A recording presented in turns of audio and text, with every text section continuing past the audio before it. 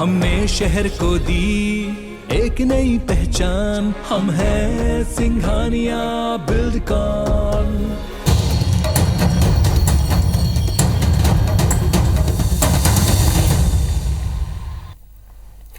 नमस्कार, मैं हूं आपके साथ राहुल सौमित्र।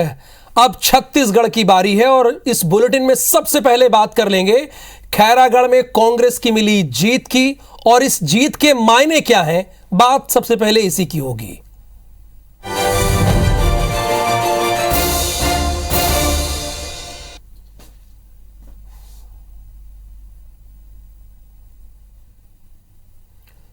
तो जीत का फैक्टर 23 पर इसका क्या असर, बात इसी पर होगी। खैरागढ़ उपचुनाव में शानदार जीत हासिल करने वाली कांग्रेस फाइनल के लिए तैयार है। हालांकि पार्टी इस जीत से उत्साहित होने के साथ ही 2023 की चुनौती को भी कम नहीं मान रही है, यानी वो हल्के में नहीं ले रही है। लेकिन इतना तो तय है कि उसे एक किक जरूर मिली है और इस किक के साथ वो आगे बढ़ रही है। वहीं दूसरी तरफ भारतीय जनता पार्टी के लिए 2018 के बाद से ही लगातार हार का जो एक सिलसिला शुरू हुआ था वो थमने का नाम नहीं ले रहा है। ऐसे में कांग्रेस की लगातार जीत की वजह क्या रही और बीजेपी का आगे का रास्ता क्या होगा, इस खास रिपोर्ट के जरिए देखिए और समझिए।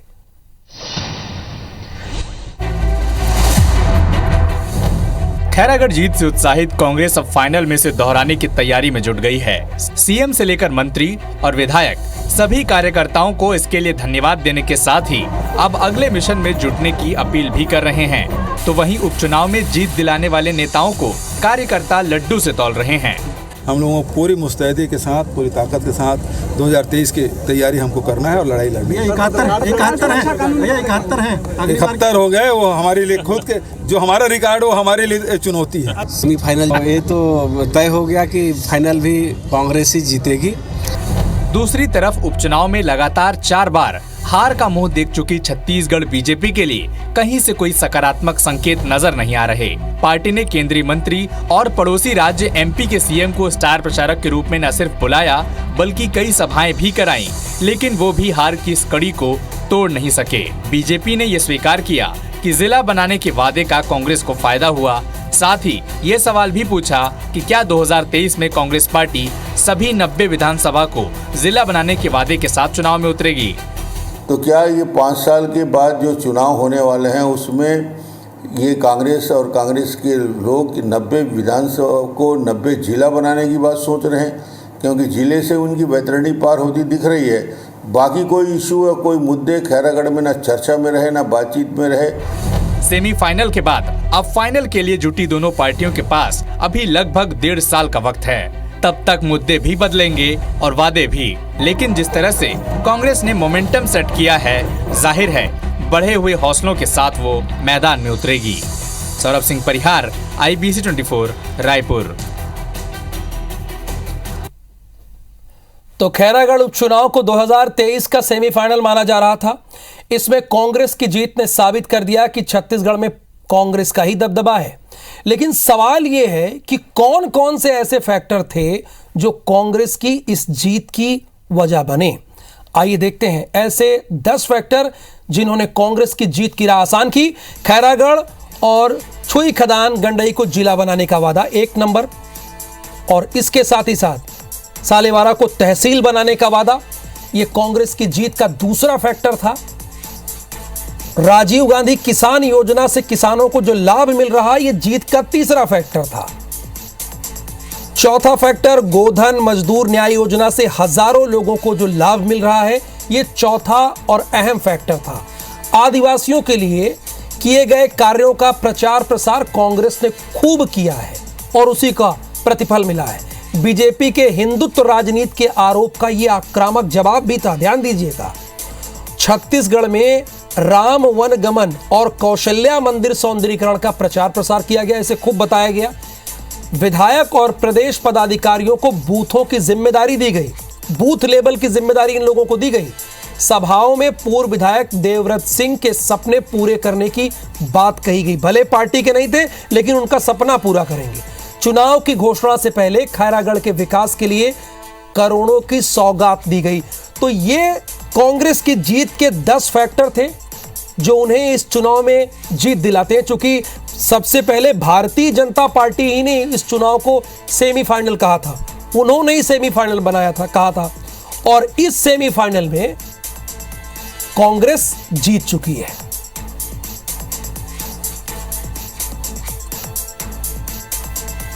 तो ये कांग्रेस की जीत के 10 बड़े और अहम फैक्टर हैं जो हमारी टीम ने तैयार किए, जो देखे समझे हमारे रिपोर्टर्स और हमारे प्रोड्यूसर्स ने इसे तैयार किया है।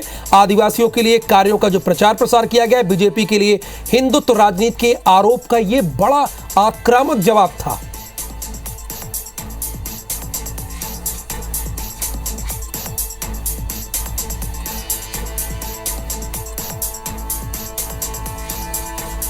विधायक और प्रदेश पदाधिकारियों को बूथों की जिम्मेदारी देना, सभाओं में पूर्व विधायक देवव्रत सिंह के सपने को पूरा करने की बात भी कहना, यहां बड़ा दिल दिखाया। चुनाव की घोषणा से पहले खैरागढ़ के विकास के लिए करोड़ों की सौगात देना, ये 10 बड़े अहम फैक्टर थे।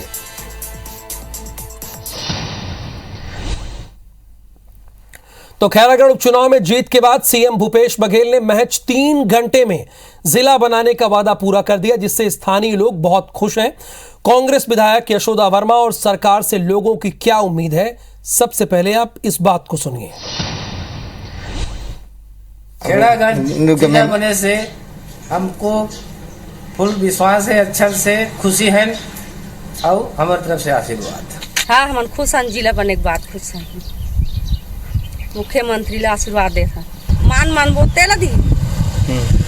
जिला बनने से बहुत विकास होगा, रोजगार मिलेगा और जो हम लोग राजनांदगांव जाते थे वो हमारा कम समय में खैरागढ़ में काम हो जाएगा। बनने के बाद में हमको सुविधाएं अच्छी मिलना चाहिए, जैसे हॉस्पिटल बनेगा, रोजगार मिलेगा और हमारा जिला भी नजदीक हो जाएगा, आने जाने की सुविधा भी मिलेगी। जिला बनने से सरकार से यही अपेक्षा है कि जो हमारा ये खैरागढ़ का विकास अभी तक जो रुका हुआ है, यही विकास को हम अच्छे तरीके से देखना चाहते हैं।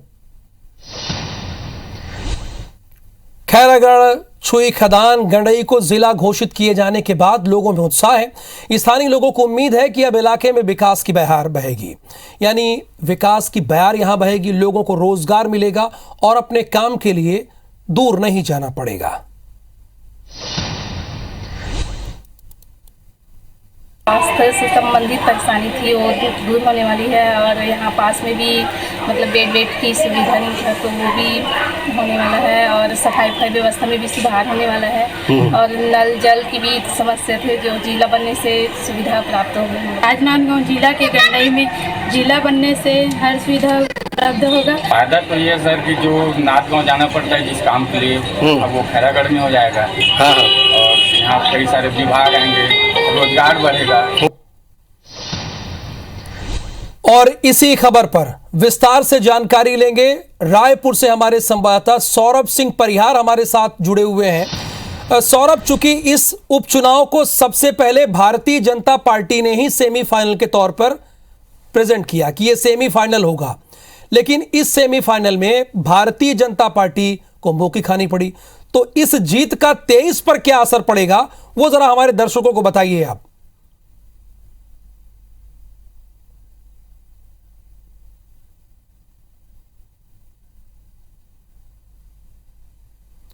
चलिए सौरभ से बातचीत करने की कोशिश करेंगे, वो हमारे साथ लगातार लाइव जुड़े हुए हैं। अगर सौरभ आपको आवाज आए तो अपनी बात आप रखिएगा। सवाल यही है कि चूंकि जिस तरह से भारतीय जनता पार्टी ने सेमीफाइनल के तौर पर इसे प्रस्तुत किया कि ये जो उपचुनाव है खैरागढ़ का वो सेमीफाइनल है, उन्होंने ही सबसे पहले कहा और इसे कांग्रेस ने लपक लिया और पूरी जोर शोर से मेहनत की और यही नतीजा रहा कि एक बार फिर यहां पर कांग्रेस जीतती हुई दिखाई दी। जीत गई यानी अब उसके कुल 71 विधायकों की संख्या हो गई है। अब इस पर रमन सिंह ने क्या पलटवार किया जरा वो भी समझिएगा। मुख्यमंत्री रहे, पूर्व मुख्यमंत्री हैं, उन्होंने कहा कि क्या जो 2023 का आने वाला चुनाव है कांग्रेस 90 जिले बना देगी, चूंकि 90 विधानसभा है तो 90 जिले बना देगी, ये रमन सिंह ने कहा है। उन्होंने ये पलटवार किया है।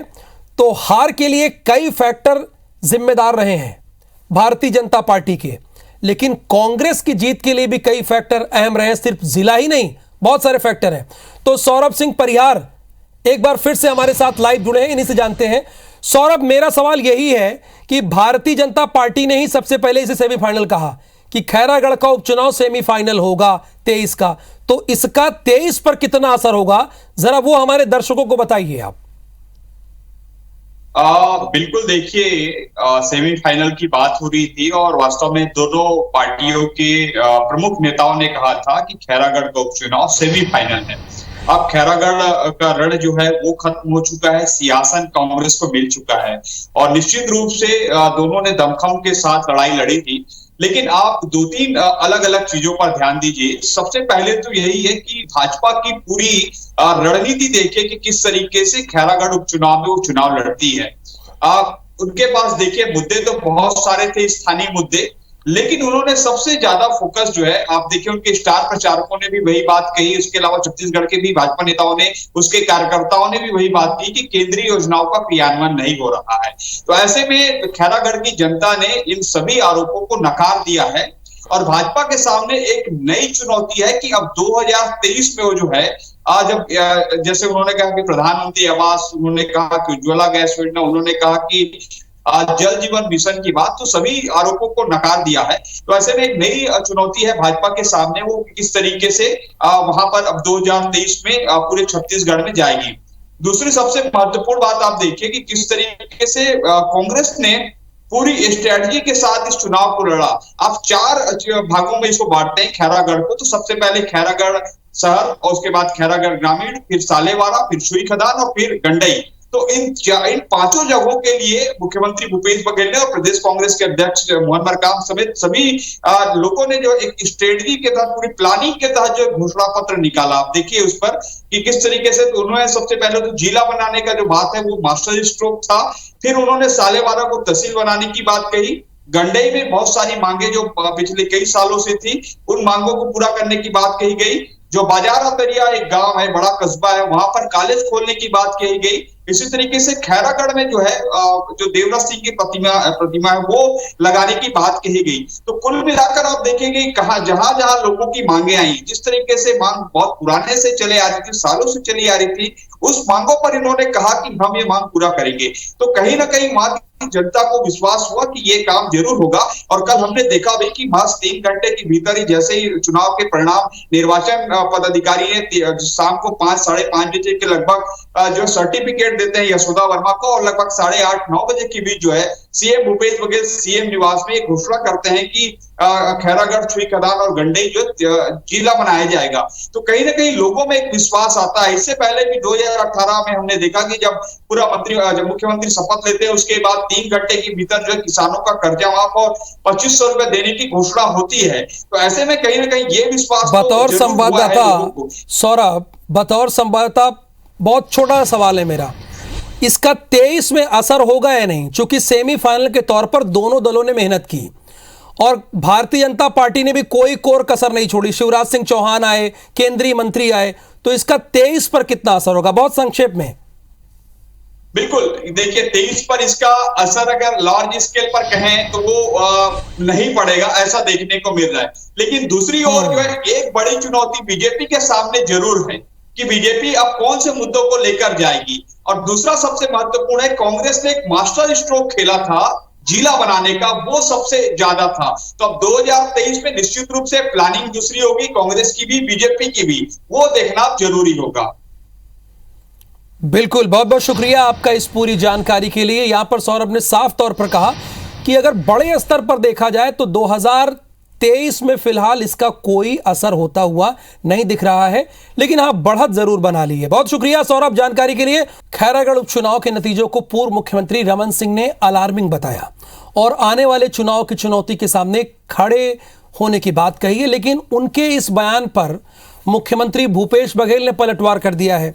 उन्होंने कहा है खैरागढ़ को रमन सिंह ने मातृभूमि कहा था, लेकिन वहां भी वो हार गए। उन्होंने अपनी पूरी ताकत झोंक दी थी। रमन सिंह का राजनीतिक भविष्य अंधकार में दिखाई देता है, ध्यान दीजिएगा, ये भूपेश बघेल का कहना है।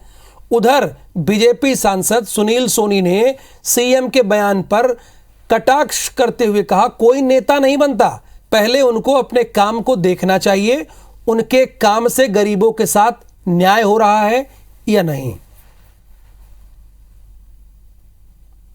और मुझे लगता है कि ये जो चुनाव हुआ है वो बहुत अलार्मिंग है और आने वाले कल के लिए एक बड़ी चुनौती के रूप में खड़ा होगा। उसके लिए अलार्मिंग है क्योंकि अब उसका भविष्य, क्योंकि उसको अपनी मातृभूमि बोला था खैरागढ़ को, और वहाँ बुरी तरह से पराजित हो गया और पूरी ताकत वो झोंके थे। मध्य प्रदेश के भी मुख्यमंत्री को लाए, 2 केंद्रीय मंत्रियों भी लाए, पूरी प्रदेश भर के नेता वहाँ जुटे और सबसे बुरी हार हारे खैरागढ़ में। तो निश्चित रूप से उसके राजनीतिक भविष्य अंधकारमय दिखाई देता है। अपना घर देखें, अपने आप को देखें, एक कटाक्ष करके जो है कोई नेता बड़ा नहीं बन सकता, आलोचना से बड़ा नहीं बनता, काम से बड़ा बनता है। आज केंद्र से इतना पैसा आ रहा है, उस पैसे को आप लौटा रहे हो। लगभग 11,000 करोड़ रुपया प्रधानमंत्री आवास का आपने लौटा दिया। कटाक्ष राजनीतिक दलों के ऊपर में, नेताओं के ऊपर मत करिए, आप अपने कर्मों के ऊपर में करिए कि एक गरीब आदमी को मैं मुख्यमंत्री रह के न्याय दे पा रहा हूं कि नहीं दे पा रहा हूं।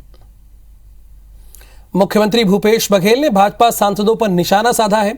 केंद्र के सामने छत्तीसगढ़ की लंबित राशि की मांग नहीं करने पर तंज कसते हुए मुख्यमंत्री ने कहा कि केंद्र में भाजपा की सरकार है, इस वजह से इनकी बोलती बंद है।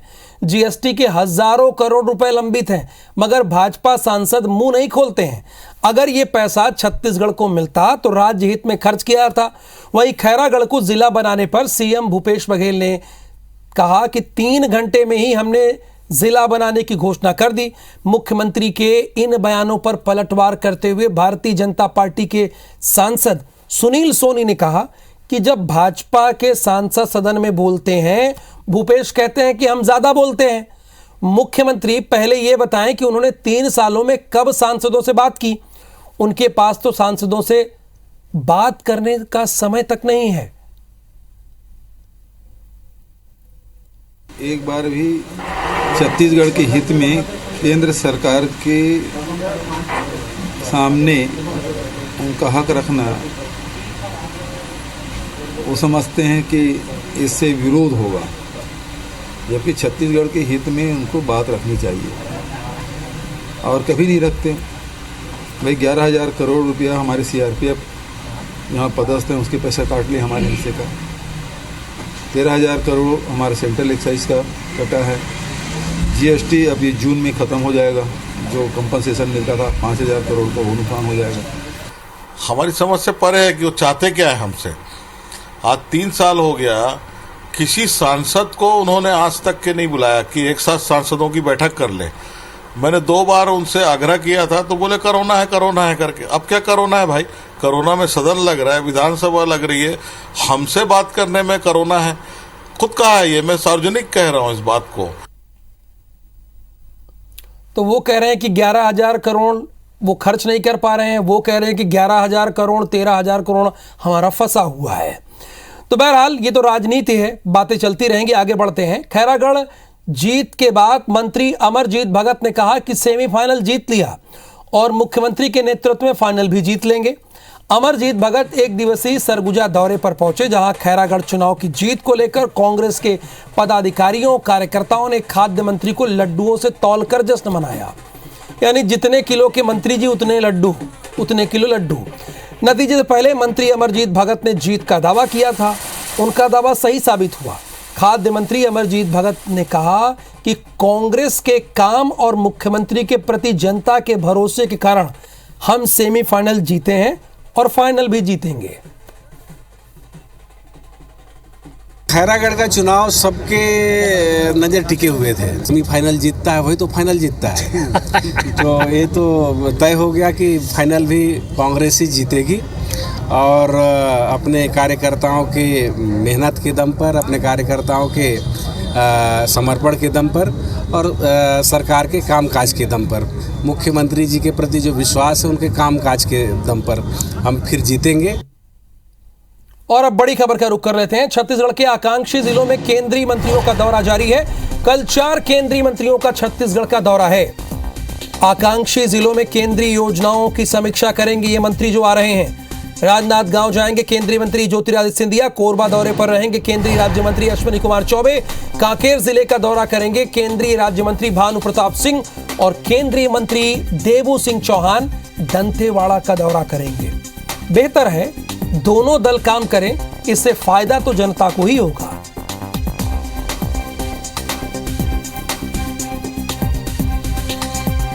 तो 4 केंद्रीय मंत्री कल छत्तीसगढ़ के दौरे पर रहेंगे। केंद्रीय मंत्री देवू सिंह चौहान दंतेवाड़ा का दौरा करेंगे। छत्तीसगढ़ के आकांक्षी जिलों में केंद्रीय मंत्रियों का कल दौरा है। छत्तीसगढ़ के मुख्यमंत्री भूपेश बघेल ने अलग अलग सामाजिक कार्यक्रमों में हिस्सा लिया। गरियाबंद में सीएम आदिवासी गोंड समाज के महाधिवेशन में पहुंचे। समाज की मांग पर सामाजिक भवन के लिए 1,07,00,000 की स्वीकृति की घोषणा की। सीएम ने कहा कि समाज में एक से बढ़कर एक महानायक हुए हैं जिन्होंने जल, जंगल और जमीन के लिए लड़ाइयां लड़ी हैं। उसके बाद सीएम बेलाईगढ़ के सलौनी कला पहुंचे, जहां वो चंद्रनाह विकास महासमिति के 76वें वार्षिक अधिवेशन में शामिल हुए।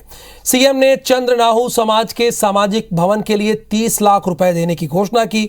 साथ ही जो डायवर्जन अर्जुनी की ऊंचाई बढ़ाने के लिए उनका विभागीय परीक्षण करने के भी निर्देश दिए।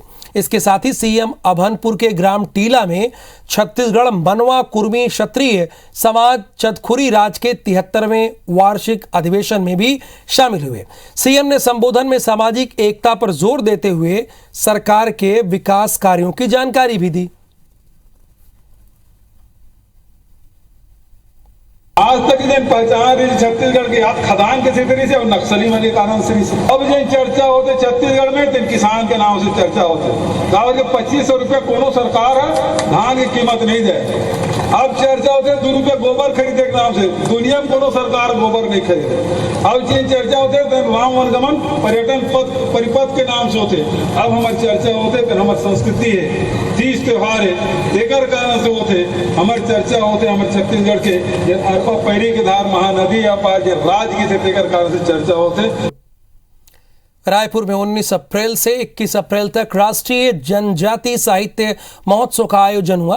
दीनदयाल उपाध्याय ऑडिटोरियम में किया जा रहा है। ये आयोजन आदिम जाति अनुसंधान और प्रशिक्षण संस्थान और भारत सरकार जनजाति कार्य मंत्रालय नई दिल्ली आयोजित कर रही है। कार्यक्रम की शुरुआत सीएम भूपेश बघेल करेंगे। इस मौके पर कैबिनेट मंत्री कवासी लखमा, अमरजीत भगत, अनिला भेड़िया विशेष रूप से मौजूद रहेंगे। कार्यक्रम की जानकारी देते हुए मंत्री प्रेम साय सिंह टेकाम ने बताया कि इस महोत्सव में राज्य स्तरीय कला, चित्रकला प्रतियोगिता और आदिवासी नृत्य महोत्सव का भी आयोजन किया जाएगा। कार्यक्रम में बस्तर बैंड का प्रदर्शन और जनजातीय नृत्य मुख्य आकर्षण होगा। रविशंकर विश्वविद्यालय के कुलपति के द्वारा आधारभूत व्याख्यान होगा। उसके साथ ही सांस्कृतिक कार्यक्रम में बस्तर बैंड का प्रदर्शन, जनजातीय नृत्य का आकर्षण, जनजातीय साहित्य सम्मेलन के जो साहित्यकार हैं उनको भी संबोधन करने का अवसर मिलेगा। और इस बुलेटिन में फिलहाल के लिए इतना ही। अब बने रहिए IBC 24 के साथ।